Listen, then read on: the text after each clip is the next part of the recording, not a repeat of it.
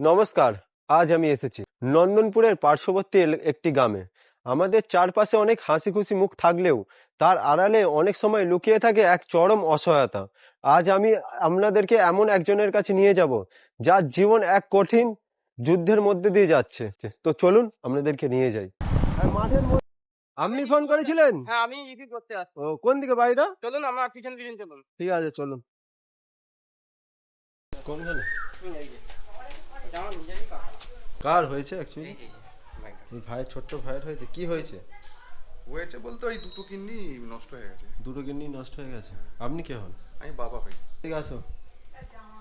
কি হয়েছে তোমার? বলতে পারবে না, তাই তো? ওসব কিছু জানেন না। কতদিন আগে মানে ধরা পড়লো এটা? ধরাটা পড়েছে বছরখানেক আগে। বছর খানেক আগে।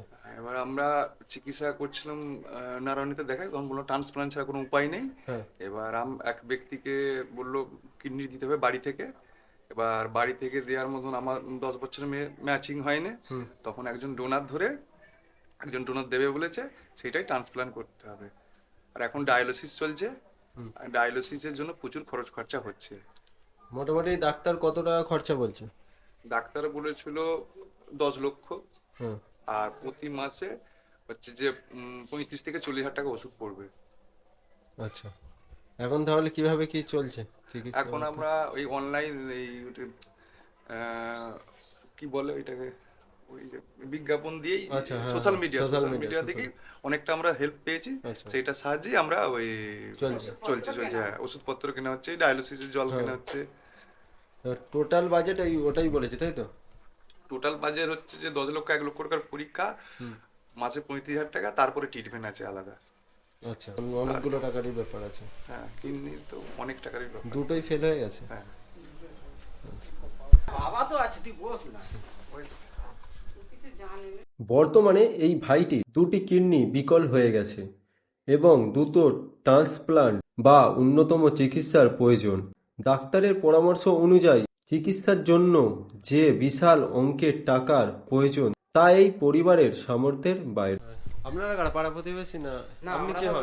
আপনি তো খবর দিয়েছিলেন। পাড়া নয়, সব কাকাই হয়। আচ্ছা, সব বাড়ির লোক। হ্যাঁ, সব বাড়ির।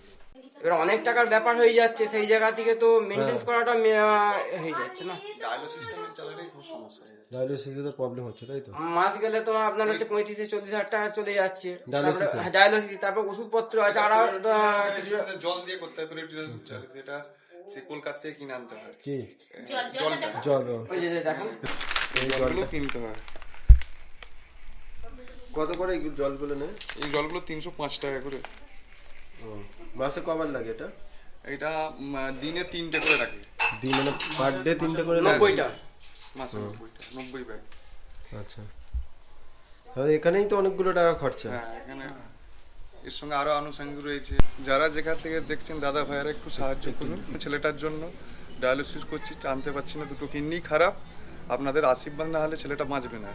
আমরা যদি সবাই অল্প করে এগিয়ে আসি তবে হয়তো এই তরুণ প্রাণটা আবার স্বাভাবিক জীবন ফিরে পাবে। আপনাদের দেয়া সামান্য সাহায্য এই পরিবারের কাছে অনেক বড় প্রাপ্তি। মানুষ মানুষেরই জন্য, এই কথাটিকে প্রমাণ করার সময় এখন। ভিডিওটিকে শেয়ার করুন যাতে সঠিক মানুষের কাছে পৌঁছায়। আজকের ভিডিওর সমস্ত খরচ বহন করেছেন দিব্যেন্দু দেড়ে। ওনাকে জানাই অসংখ্য ধন্যবাদ মানুষের পাশে এগিয়ে আসার জন্য।